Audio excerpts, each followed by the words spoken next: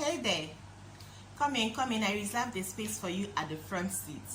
Hello, welcome to Hang with Oma. Thank you for clicking to watch and thank you for subscribing to my channel. If you haven't already, is that red subscribe button on your screen? Please click it. A notification bell pop up beside it. Select all so that you'll be notified every time I upload. If you're a returning subscriber, thank you for coming back. You're the real deal. You know I would always shout you out. Thank you. Today we are gonna have a story time. Okay, you guys, I'm gisting today, so we are going to have a story time. I'm going to be gisting you guys what life is like growing up with a tailor baby mama. My mom was a tailor, so it's still shy a tailor, but I'm going to be gisting you guys how life was growing up as a tailor. If you lived this life, you might understand some of the things I'm going to be gisting about, but if you didn't, it's going to be a fun story time, so don't go anywhere. Let's get started.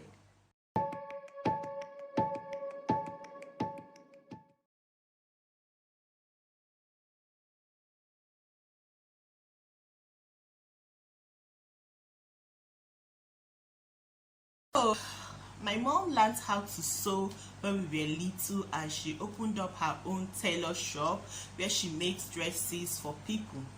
Now she also makes dresses for us. We were one of those people that your school will give you school uniform and you come home and your mom will make extra copies of the uniform for you. We don't get to go to school with bad uniform because my mama sabi sew, okay. All she had to do was to buy extra badges from the school, and she makes extra uniform for us. We don't go with torn clothes to anywhere, not to church, not to school, not to your friend's place, not to anywhere, because my mama sabi sew.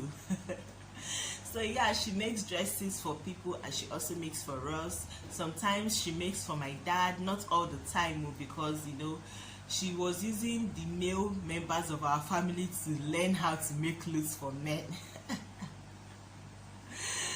So yeah, when I was a little, like primary school stage, even though my mom is very good at sewing, people come to her, pay her money for her to make clothes for them, we would keep insisting that we want to wear ready-made clothes.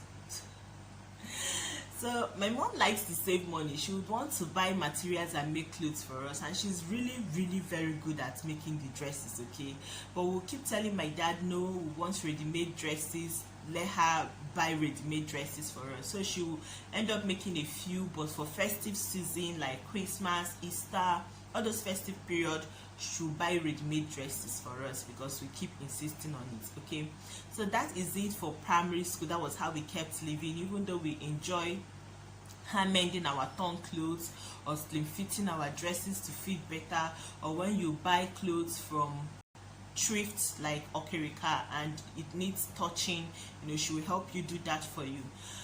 With time, she started encouraging us to learn to do those things by ourselves. Like, you would want a torn clothes held or a loose clothes made more fit, my mom will want you to do it yourself. So she started buying what do they call it, cutting material, and started showing us how to make clothes, how to fix the thread, how to fix the one that you put under the machine, how to do all these tiny little things. When it gets stuck in the clothes, when the needle gets stuck, what you would do, all those sharp tricks she started showing us gradually, allowing us to do little things by ourselves. But the trick is that local girl just didn't want to learn. Like, my brothers learned so fast, my younger sister herself learned so fast, but me, I just want it to be done for me. I sound so spoiled, oh my god. Like, me, I just want it to be done for me. I would try to make the dresses, my patience was just so short. I don't know how I'll match it in such a way that it will go back instead of front, and the rope will snap, and I'll be like, I have to do this again, and it will snap again. I'll be like, mommy, just do it for me, please, just help me. I'm so shameless. It got to a point I had to beg my younger sister because my mom just can't deal with my drama. So it got to a point I have to beg my younger sister to be helping me to, do some of these things. But with time I was learning, just that my sewing don't go in straight lines, so I needed more practice to get perfect. But like I said, local girl just can't deal. I sound so spoiled in this video, you guys. I swear, I promise you I'm not a spoiled girl, okay? So yeah, with time, when my mom finished, because she was going to school and making dresses for people, okay? When she finished her education, she became a teacher. We were still very young then, so she was still teaching and making dresses. So she would go to school during the daytime, and when she comes back, she would cut up materials and she would make.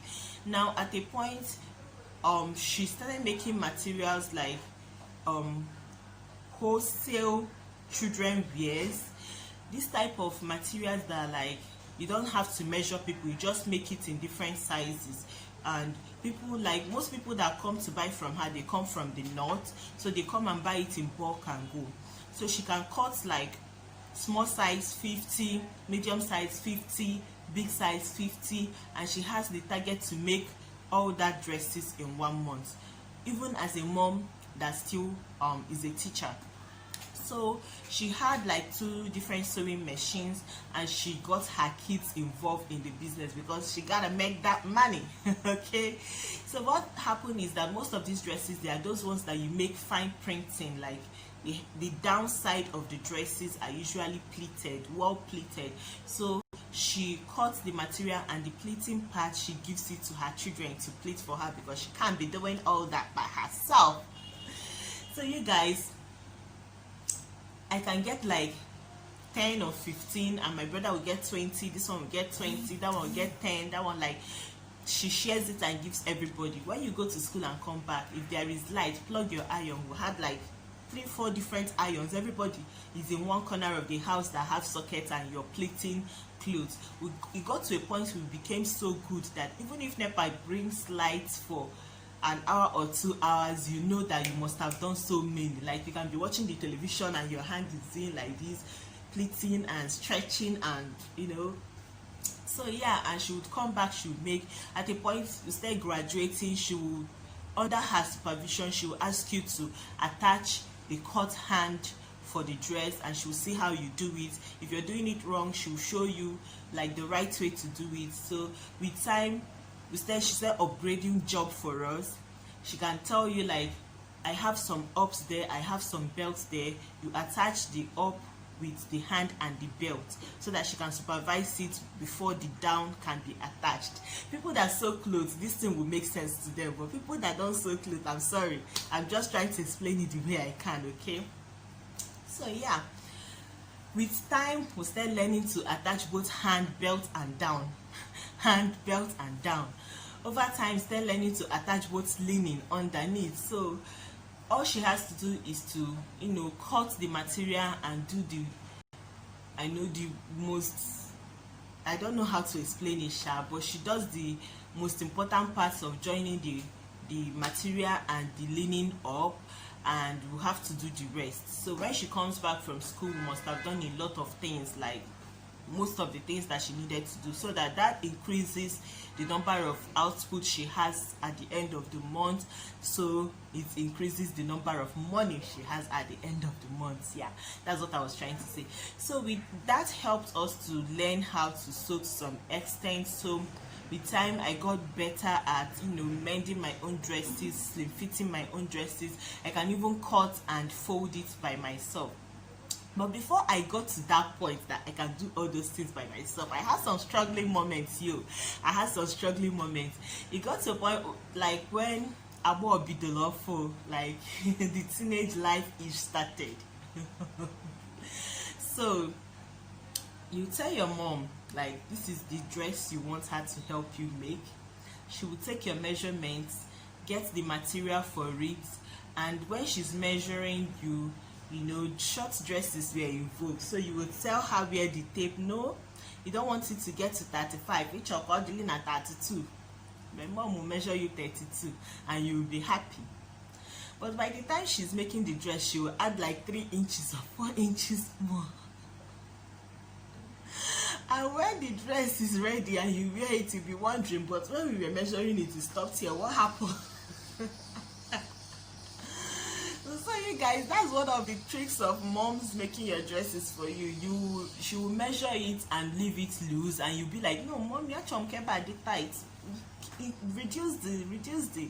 She will reduce it for you, but in her head, she has taken the measurement of the loose one, and she will make a loose dress. You guys, it's so funny. So my sister stopped making dress in the hand of my mother. Me, I particularly do not mind if the dress is not so tight on me, but I mind if it is longer than my knee. Like, I'd like it to either be on my knee or slightly above it, because if it's longer than my knee and it's not a maxi dress, it looks awkward, okay? So if she makes dresses that are below the knee, most times I'll just get obioma, like these guys that carry their sewing machine on their head and move about, that offer that services. Obioma, that's what we call it there.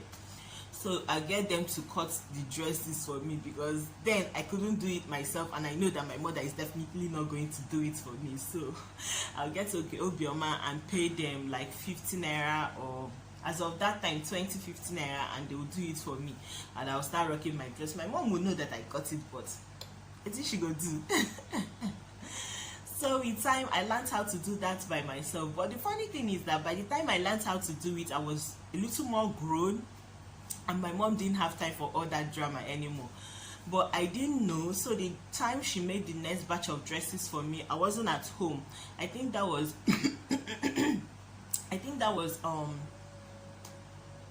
either when I was waiting for service. I think that was when I was waiting for service. So I got some materials from shopping center Aba. If you know shopping center Aba, shout out to you, okay? That's where most people in Aba, Abia State get some, fabrics to make clothes. So I bought some nice pieces from there, and I drew out some styles that I want to make, and I sent them. I told my mom, okay, help me make these dresses. And my normal way, because what I started doing when after a while of using onyobioma, this is my story, I'm sure I'm rambling too much. What I started doing was, when I would tell her the length of the dress, I will reduce it, so that when she adds her own inches, it will not be so bad, okay? That was when I started doing. So when I sent those dresses, I wasn't at home, okay? So I sent it home, and I sent her my measurements, and I reduced it, thinking that okay, when she adds her own, it will balance out. But I didn't know that local woman have stopped caring if you wear pants, you're grown. She does not care. So she made the dresses exactly with the length I gave her, and these were things I wanted to use and go to work. Like, they were now a little bit shorter than your normal office wear. And I can't blame anybody for it. So I ended up wearing most of those dresses for other things aside from work. Yeah, but it's all good. It's all good. Till date, my mom still makes my dresses, and she still makes bombers dresses, okay?